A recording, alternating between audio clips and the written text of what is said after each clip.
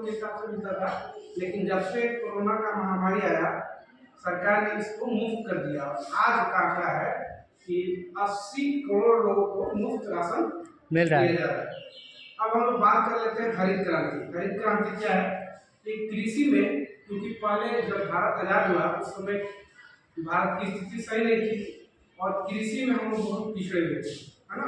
क्योंकि पुराने तरह के हम लोग जितने ये कृषि यंत्र उपयोग करते थे, हल चलाते थे बैल के द्वारा, है ना। और जो भी हमारे पास बीज होते थे वो उन्नत नहीं थे। 1966 के दौरान MS स्वामीनाथन एक कृषि वैज्ञानिक हैं, उनकी अगुवाई में भारत में हरित क्रांति आई। कब आई? 1966 में 1960 के दशक में, 1960-70 के बीच में ये हरित क्रांति आई। और इसके हरित क्रांति के जनक कौन है? MS स्वामीनाथन, याद रहेगा जी। MS स्वामीनाथन, है ना।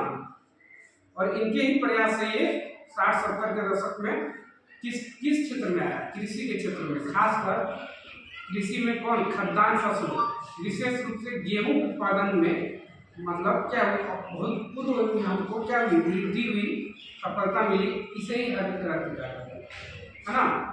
हरित क्रांति की सफलता का कारण क्या था भाई? तो हरित क्रांति की सफलता के कारण है इसमें उच्च उत्पादकता वाले हम लोग बीज का उपयोग किए, यानी हाई उनको क्या उत्पादन मिले, अच्छी क्वालिटी के बीज का उपयोग किए। साथ ही साथ रासायनिक उर्वरक का उपयोग हुआ।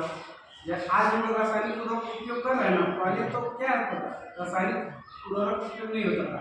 हम लोग गोबर से जो खाद बनता था वही उपयोग होता था, लेकिन इससे हाई क्वालिटी का हमको ग्रोथ नहीं मिलता था। धीरे धीरे नुकसान भी नहीं था। लेकिन आज हम लोग रासायनिक खाद का उपयोग करके अपनी उत्पादकता तो बढ़ा लिए, लेकिन ये कहीं ना कहीं हमारी जमीन के लिए नुकसानदायक होता है। लगातार अगर इसका उपयोग करेंगे तो ये रासायनिक खाद से हमारा जमीन की उर्वरा शक्ति नष्ट हो सकती है ना। तो इसलिए अब वैज्ञानिक जो है, कृषि वैज्ञानिक हमें सलाह देते हैं कि हमें क्या करना चाहिए, एक ही फसल को ना उगा के अलग अलग फसल एक ही खेत में उपजाना चाहिए। साथ ही साथ ये हरित क्रांति में हम लोग सिंचाई के भी साधन का उपयोग किए, क्योंकि भारत में वर्षा हर जगह सामान्य नहीं होती है, कहीं अधिक कहीं कम, है ना। और हमारा भारत जो है मुख्यतः मानसून पर निर्भर है। अगर मानसून आया तो कृषि हुआ, नहीं आया तो नहीं हुआ। तो हम लोग जब सिंचाई के साधन को उपलब्ध करा लिए तो हमारे लिए बारिश अगर नहीं जाता है तो हमें क्या मिल जाता है?